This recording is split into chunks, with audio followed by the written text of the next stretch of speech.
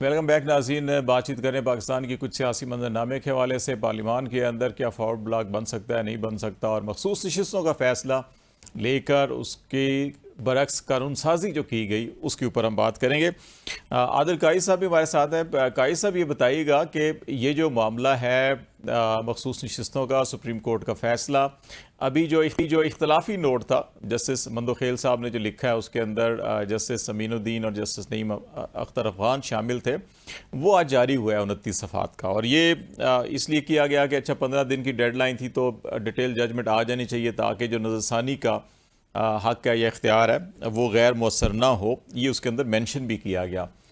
तो अभी ये बताएं कि दूसरी तरफ जो है पार्लियामान में कानून साजी भी हो रही है, और ये कानून साजी का मतलब है कि आप कह रहे हैं कि इलेक्शन एक्ट 2017 जब नाफिज हुआ था उस वक्त से लागू होगी, और इसमें कहा गया है कि कोई भी सुप्रीम कोर्ट, हाई कोर्ट का फैसला, कोई डिग्री, कोई भी चीज़ होगी उसके बावजूद ये नाफिजुल अमल होगा। तो आप समझते हैं कि इस तरीके से एक तो गैर मौसर हो जाते हैं अदालती फैसले, और मुस्तकबिल में अगर ऐसा ही नैब कवानीन को लेकर या दीगर ऐसे कवानीन को लेकर जिनसे दीगर सियासी जमातें या आपका मुखालिफ कोई फ़ायदा उठा रहा है या अदालतों ने उसके हक़ में फ़ैसले दिए हैं, उस कानून को बदल के और कहा जाए कि अदालती फ़ैसलों के बावजूद हम इसको जो है तरमीम कर रहे हैं और दोबारा से लागू करेंगे, तो इससे कितनी कॉम्प्लिकेशंस आ जाएंगी हमारे पूरे के पूरे सिस्टम के अंदर?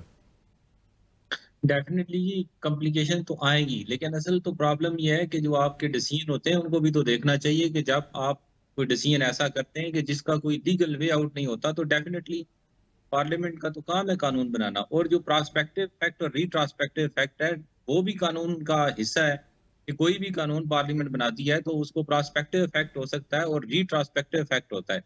तो ये जो रिट्रोस्पेक्टिव फैक्ट है, अगर ये स्पेसिफिकली मेंशन होगा कि ये रिट्रोस्पेक्टिव फैक्ट होगा इलेक्शन एक्ट की अमेंडमेंट का, तो डेफिनेटली ये तो उस दिन से होगा जिस दिन से ये एक्ट बना हुआ है। और हम्म। उस सूरत में ये जो जजमेंट है ये रिडंडेंट होगी कि क्योंकि जब ये जजमेंट आई थी तो उस वक्त लॉ में ये वैक्यूम था, लेकिन आज वो वैक्यूम नहीं था। इसी तरह अगर आप देखेंगे एक और जो जजमेंट रिसेंटली सुप्रीम कोर्ट ने दी है कि जिसमें घर के अंदर अगर कोई ऑफेंस हो तो ऑफेंस नहीं तस्वर होगा, जो कि जिसके ऊपर बड़ा एतराज आ रहा है, तो उसपे भी क्योंकि हम्म। 295 सी में थोड़ी सी गुंजाइश थी तो सुप्रीम कोर्ट ने इंटरप्रेट कर दिया। अगर आज हम्म। उसी 295 सी में ये लिख दें कि अगर कोई बंदा भी कुरान की जो तफसीर है गैर मुस्लिम घर के अंदर बैठ के भी करेगा तो ऑफेंस है, तो डेफिनेटली वो जो जजमेंट है रिडंडेंट हो जाएगी। और फिर हम्म। जो कानून बना है, पार्लियामेंट ने बनाया है, उसके ऊपर अमल दरामद होगा। तो डेफिनेटली जिस तरह के डिसीजन होते हैं उस डिसीजन की बेस के ऊपर भी पार्लियामेंट भी उसी तरह के कानून बना रही है। हम्म। तो ये काम दोनों तरफ से ही ऐसे ही हो रहा है। और जो आपकी बात है कि अगर इस तरह से डिसीजन आए और इस तरह से पार्लियामेंट डिसाइड वो कानून बना ले, तो ये बात वाकई दुरुस्त नहीं है और किसी हम्म। सूरत इसको अगर जस्टिफाई नहीं किया जा सकता। लेकिन जो मैंने आपको पहले बात की है कि दोनों तरफ से ही ऐसे मामलात हो रहे हैं, एक तरफ से डिसीजन ऐसे आ रहे हैं और हम्म। उस डिसीजन को रोकने का चूंकि कोई और हल नहीं है, तो उसका हल उन्होंने यही निकाला है कि हम्म। पार्लियामेंट पे से उस कानून में ही अमेंडमेंट कर दी जाए। तो डेफिनेटली जो अमेंडमेंट होगी वो उसका एप्लीकेशन तो उसी हिसाब से होगा उसी जिस से तरीके। होगा। अच्छा, ये जो नुक्ता नज़र है अभी मोहम्मद अली सरफराज साहब भी जो बात कर रहे थे कि क्योंकि उस वक़्त जो है कि इसी डिसीजन के अंदर तमाम जजेस साहिबान ने इस चीज़ पर इत्तफाक किया कि इंटरप्रिटेशन गलत की गई सुप्रीम कोर्ट के फैसले की, और जब इंतखाबी निशान लिया गया और फिर उनको पार्टी कैंडिडेट कंसीडर ही नहीं किया गया, और फिर वो उनको जब डिक्लेयर कर दिया आज़ाद तो तब वो गए। लेकिन अगर आप उस सिचुएशन पे चले जाएं जिस पे बार बार जो है कि अभी क्योंकि 8 फरवरी के इलेक्शन से मतलब एक पिटीशन 184(3) की पड़ी भी है, तो क्या अगर उसको भी साथ इसके सुना जाए और फिर अब जब नज़रसानी में जाएं और दोनों चीज़ों को मिक्स करके किया जाए, तो फिर आप समझते हैं कि जो असल रूट कॉज थी जहां से इलेक्शन कमीशन के फैसले की वजह से ये सारा मामला पैदा हुआ, अगर उसको एड्रेस कर लिया जाए तो फिर ये क्या मामला हल हो सकता है, या आप समझते हैं कि नहीं, अब ये तमाम के तमाम सुन्नी इत्तेहाद कौंसिल में शामिल हो गए, बस अब इनको सुन्नी इत्तेहाद कौंसिल में ही होना चाहिए रेदर देन कि पीटीआई में जाएं? मैं चूंकि इलेक्शन के हवाले से काफी सारा लिटिगेशन में करता रहता हूँ, तो जो इलेक्शन एक्ट है उसमें हर चीज का एक टाइम फ्रेम दिया गया। उसमें रूल्स में टाइम फ्रेम होता है कि अगर इलेक्शन शेड्यूल आ जाए तो डीलिमिटेशन को नहीं छेड़ा जाता। तो इलेक्शन शेड्यूल आ जाता है तो डीलिमिटेशन की जो पेंडिंग पिटीशन होती है वो इन्फ्रक्शस हो जाती हैं। इसी तरह हम्म। जब आपके नॉमिनेशन पेपर्स का जो टाइम फ्रेम है, आपने डॉक्यूमेंट सबमिट कराना है, उसका भी एक टाइम फ्रेम है। तो ये जो जजमेंट आई है ये उस सारी की सारी स्कीम के खिलाफ है। तो आज तक जो लॉ डेवलप हुआ है इस हवाले से वो बड़ा क्लियर था कि आप इसका जो टाइम फ्रेम है किसी भी काम का, उससे बाहर नहीं जा सकते। इस जजमेंट में तो उन्होंने उस टाइम फ्रेम का सारा सिस्टम खराब कर दिया। इसका तो मतलब यह है कि आज अगर कोई एमएनए बन गया तो मैं उसके हल्के की डीलिमिटेशन आज जाके चैलेंज कर दूं और सब्सिक्वेंटली वो मेरी पिटीशन अलाउ हो जाती है तो वो एमएनए साहब किधर जाएंगे, तो चूंकि उनके हल्के की डीलिमिटेशन ही हल्का ही उनका चेंज हो गया। तो ये अगर आप करते हैं तो इससे तो सारे का सारा जो स्कीम है ना वो इलेक्शन एक्ट की और उसके रूल्स की, वो सारी की सारी स्कीम तब्दील हो जाती है, क्योंकि वो सारी की सारी स्कीम चलती ही टाइम फ्रेम के साथ है कि आपने देखें ना, आप इलेक्शन शेड्यूल देखें तो दिखा है 10 दिन में आपने ये काम करना है, 10 दिन में लिमिटेशन है, उसके बाद डिलिमिटेशन के बाद अपील है, अपील के बाद नॉमिनेशन पेपर सबमिट होने हैं और उनके अगेंस्ट जो है ऑब्जेक्शन होने, तो हर चीज का एक टाइम फ्रेम है। तो इसका भी चूंकि एक टाइम फ्रेम था और उस टाइम फ्रेम में ये काम हो चुका है, बेसिकली तो उस वक्त उन्होंने गलत काम खुद किया है कि अगर तो उस वक्त वो अपनी पार्टी में या जिस पार्टी में वो जो टाइम फ्रेम था उसके अंदर 3 दिन के अंदर उन्हें जाना था, वो चले गए। अब आज आके तो उस जजमेंट को, जो जजमेंट खुद सुप्रीम कोर्ट ने उस वक्त दिया है, हालांकि उस वक्त कोई ऐसी कोई बात नहीं थी जिस तरह से वो उनका निशान लिया गया है, वो कोई इतना कोई अच्छा डिसीजन उस वक्त भी नहीं था। सही तो असल था कि वो डिसीजन नहीं होना चाहिए था, क्योंकि अब वो ठीक डिसीजन हो गया। अब उस डिसीजन को आप इस डिसीजन के साथ कवर नहीं किसी सूरत कर सकते, क्योंकि ये सारी की सारी स्कीम जो है वो टाइम के साथ चलती है। ठीक हो गया। ये मैं जरा ये स्कीम के ऊपर थोड़ा सा अगले हिस्से में भी ये बात करेंगे इलेक्शन ट्रिब्यूनल के हवाले से भी, कि जो 180 दिन के अंदर सारे फैसले होने थे, लेकिन वहाँ भी लिटिगेशन इतनी हो गई है कि वो शायद कई मज़ीद 180 दिन आगे चले जाएं। ये मैं मैडम आपकी तरफ आ रहा हूँ कि एक ये जो आपके नाकदीन है वो ये कहते हैं कि PMLN है या पीपल्स पार्टी है या JUI और सिंध के अंदर MQM भी, इनको अवाम ने जितना वोट दिया था अपने तनासुब से, जो आर्टिकल 51 की बात की जाती है कॉन्स्टिट्यूशन ऑफ पाकिस्तान की, उनको तो अपनी सीटें मिल गई। अब ये सीटें जो है कि या ये सुन्नी थात कौंसल की हैं, PTI की हैं या किसी और की हैं, ये उनकी तो नहीं है, लेकिन फिर उन सीटों के लिए इतनी तगो-दो पूरे रियासती इदारे जो हैं वो फरीक बन जाते हैं, सियासी जमातें, हुकूमत फरीक बन रही है। तो ये इसमें क्यों ज़रूरत महसूस हो रही है कि ठीक है छोड़ दें कि अगर आज़ाद हैं सुन्नी तात कौंसल या नाम PTI जो भी होता है, आपको तो अपना प्रपोर्शन मिल चुका, लेकिन उसके ऊपर ये सारा तनाज़ा पैदा करने की वजह क्या हो सकती है? देखिए, हर असेंबली का जो मेंबर होता है, हर आईनी इदारे का मेंबर होता है, उन्होंने आइन की पासदारी का हल्फ उठाया होता है। आज आपने नोट की बात की, उस इख्तिलाफी नोट में ये भी दर्ज है कि अगर इस फैसले के ऊपर अमल दरामद होता है तो आर्टिकल 63, आर्टिकल 51, आर्टिकल 106 को मुअत्तल करना पड़ेगा। और दूसरी बात ये कह रहे हैं कि जी हमने, ये तो पिटिशनर ही नहीं थे। देखें, जब ये पहली फैसला आया कि इनको नहीं दिया जाएगा, उस वक्त ये जाते और ये क्लैरिफाई करते कि क्या हमने एज अ पार्टी इलेक्शन लड़ना है या नहीं लड़ना, अभी टाइम था, they should have gone then.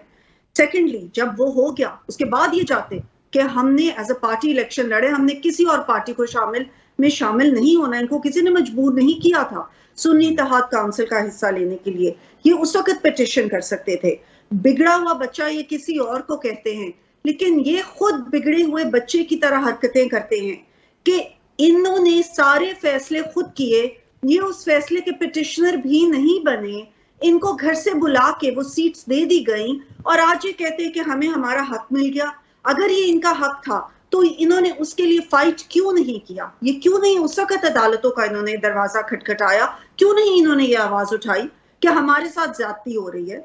अब अगर हम कुछ कर रहे हैं तो हम सिर्फ और सिर्फ आइन के अंदर अगर कोई भाम है तो उसको क्लैरिफाई कर रहे हैं, उसके अलावा हम कुछ नहीं कर रहे। हम ये नहीं कह रहे कि हमें ये सीट्स दे दे या किसी भी और पार्टी को दे दे। हमने आइन की पासदारी का हल्फ उठाया है और हम आइन को चाहते हैं कि उसमें किसी किस्म का इबाम ना रह जाए, ताकि पब्लिक को क्लियर हो कि आइन में क्या लिखा हुआ है। ये वैसे हमें ये इस्लामाबाद में, लाहौर में भी जो बैकग्राउंड ब्रीफिंग्स वगैरह होती हैं, बातचीत होती है, उसमें ये क्यों हमें ख्वाहिश दिखाई दे रही है कि हुकूमती जमातें जितनी भी हैं उनकी ये शदीद ख्वाहिश है कि 2/3 मेजॉरिटी किसी सूरत में भी मिले। और अभी भी जो मैं नेक्स्ट क्वेश्चन अभी जाऊँगा मोहम्मद अली सरफराज की तरफ, जो हमने शेर अफजल मरवत से बात शुरू की थी कि कोई नाराज़ लोग हैं उनका ग्रुप बनवाया जाए, जैसे भी हो, अगर सीटें सुन्नी इत्तेहाद कौंसिल को भी जाती हैं, कुछ भी होता है, तो ये क्यों इतनी शदीद ख्वाहिश है इसके पीछे कि हम आइनी तरमीम कर लें, कुछ आइन को अपनी मर्ज़ी से बना लें? आपको फील होता है ऐसा है या नहीं, महज़ ये अफवाहें हैं सारी की सारी? नहीं, देखिए मैंने आपको पहले भी कहा हमारी कोई ऐसी ख्वाहिश नहीं है कि ये सीट्स हमें मिले या किसी भी और पार्टी को मिले, और 2/3 मेजॉरिटी होना किसी भी हुकूमत की ख्वाहिश होती है। ये नहीं है कि कोई भी पार्टी अगर आएगी तो उसकी पहली ख्वाहिश यही होगी कि 2/3 मेजॉरिटी हो, उसकी फिर ख्वाहिश होगी कि उसके पास मेजॉरिटी हो। कोalition फॉर्म ऑफ गवर्नमेंट बनाना सबसे मुश्किल गवर्नमेंट होता है, उसको चलाना सबसे मुश्किल होता है। इसमें मैं नहीं कह रही कि ऐसा नहीं होता, लेकिन इस केस में बिल्कुल ऐसी चीज नहीं है कि हम कहें कि जी सीट्स हमें मिल जाए या सीट्स का कोई है, ये बिल्कुल अफवाहें हैं। ये जरूर है, आपने इनके बारे में बात की तो एक बात में इन्हीं के एक मेंबर की आपको बता दूं कि ये एक कल्ट है, this is not a party. इनकी कोई जमहूरियत की इनके अंदर रवायत नहीं है, इसीलिए इन्होंने इंट्रा पार्टी इलेक्शंस भी नहीं सही तरह करा सके, हालांकि 2 दफा इनको मौका मिला और 3 दफा करवाए इन्होंने, लेकिन अभी तक वो तस्लीम नहीं हुए। इन्हीं के एक पार्टी मेंबर ने कहा कि जो इस वक्त की लीडरशिप है ना, वो तो फिल इन द ब्लैंक्स है। एक ब्लैंक एक दिन फिल होता है, दूसरा निकल जाता है, दूसरा फिल होता है। इन्हीं के एक मेंबर ने कहा। तो इनका एक कल्ट है, वन मैन शो है, और उस वन मैन शो की ना होने की वजह से, क्योंकि वो जेल में है इस वक्त, यहाँ पे कंफ्यूजन है इनके अंदर। चलें जरा मोहम्मद अली सरफराज साहब आपकी तरफ भी आ जाते हैं कि वो आपकी बात जो है, एक तो हमें ये बता दीजिएगा कि आपके मेंबर्स इंटैक्ट हैं अभी तक, और ये जो खबरें हैं कि कहीं फॉरवर्ड ब्लॉक बन सकता है नेशनल असम्बली के अंदर, और ये शेर अफजल मरवत साहब से बड़ी उम्मीदें लगा के रखी हुई हैं बहुत से लोगों ने यहाँ इस्लामाबाद के अंदर। खालिद साहब, एक तो मैं 2-3 चीजों के, देखिए पहली तो बात है कि ये इनका सारों की ना माले गनीमत के ऊपर नजर है। बिल्कुल झूठ बोल रहे हैं ये कि जी हमें इनकी सीटों के ऊपर नजर कोई नहीं है। जिस तरह इनकी जान निकली हुई है ना, कोई कानून बन जाए, किसी तरीके से इनको उठा लें, इनकी सीटें लेके 2/3 बना लें और आपस में बंदर बांट कर लें, इसके अलावा पूरी दुनिया को पता है कि इनकी नीयत ये है। जितने मर्जी कस्में खा लें, जितने मर्जी झूठ बोल लें, otherwise they don't have to bend backward like this, कि ये सर जोड़ के जिस तरह बैठे हों और कानून की धज्जियां उड़ाई हैं इन्होंने थ्रू आउट। और ये सुप्रीम कोर्ट को बात करो, और आदिल काजी साहब से मेरा सवाल है कि जी अगर आपने सुप्रीम कोर्ट के टाइम फ्रेम की हद तक अगर बात हो ना, तो टाइम फ्रेम को चैलेंज कर लेते जाके वहां पे। ये टाइम फ्रेम की बात नहीं कर रहे, ये तो बात ये कर रहे हैं कि जी इन्होंने एफिडेविट पहले फलाना दे दिया तो अब उनको दूसरा एफिडेविट नहीं दे दी। They not only talking about the time frame. Time frame की बात वो तो मैंने पहले आपको क्लियर कर दिया, 3 दिन हो 15 दिन हो, पीटीआई वाले पीटीआई में ही जाएंगे, और सबको पता है पीटीआई कौन है, और सबको ये भी पता है कि जो बात कर रहे हैं ना कि 2/3 हमें अक्सरियत मिल जाए तो हुकूमत चलानी, भाई ये शुक्र करें इनको गवर्नमेंट मिल गई। 12-12 सीटों के मेंबर हैं, सारे जाली एमएनए बने हुए हैं जाके। अब ये पहले तो ये प्राइम मिनिस्टर बने, चीफ मिनिस्टर बने, अब इनको 2/3 का भी शौक चढ़ा हुआ है।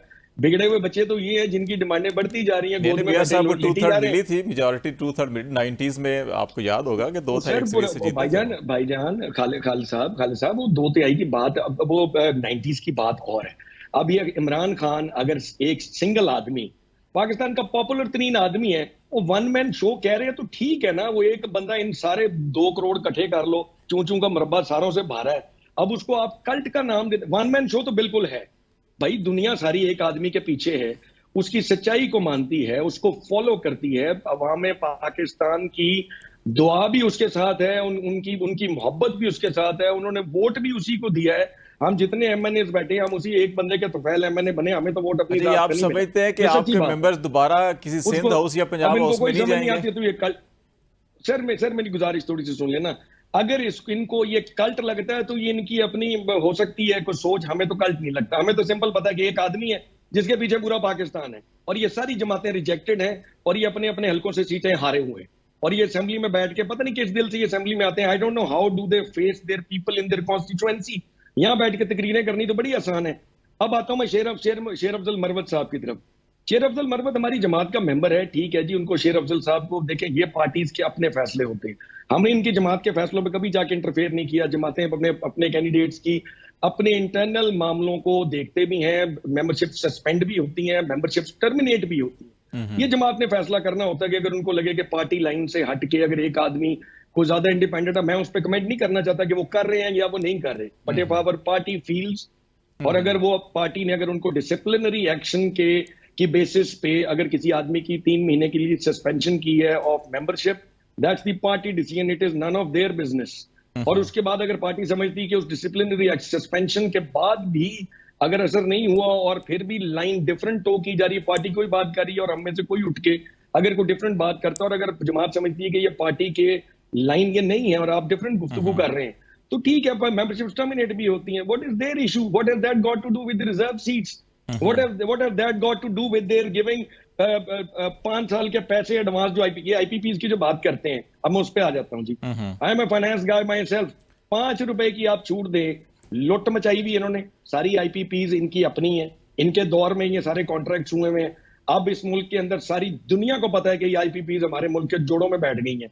उन कैपेसिटी पेमेंट्स को कर करके हम गरीब आदमी का खून निचोड़ के हम बिजली के बिलों में उनको डाली जा रहे हैं और आईपीपीज का पेट भरने पे लगे हुए हैं.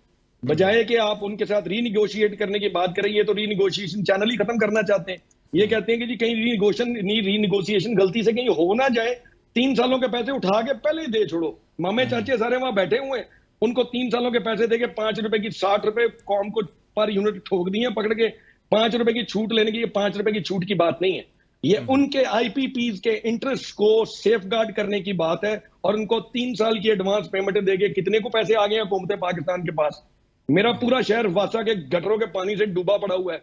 एक 10 रुपए की नाली डालने के इनके पास पैसे नहीं है. पंजाब हुकूमत के पास ना फेडरल गवर्नमेंट के पास कोई ना फेस्को का को काम चल रहा है, ना वासा का को काम चल रहा है. इनके पास इतने अरबों डॉलर पड़े हैं और 7 अरब डॉलर के लिए ये आईएमएफ के तरले लेते पड़ते हैं. पैसे इनके पास बड़े वाफर हैं. अली साहब, ये हम जरा आईपीपीज पे पूरा अगला सेगमेंट मेरे जेहन में था कि हम करेंगे, आपने भी ये बात छेड़ दी. लेकिन आईपीपीज पे तो हम इनको उड़ा के रख देंगे जी, सारे इनके वेस्टेड वो मैं मैडम शिजरा से इनसे बिल्कुल इसके ऊपर भी बात करूंगा कि क्या रिलीफ का कंसेप्ट उनके जेहन में है.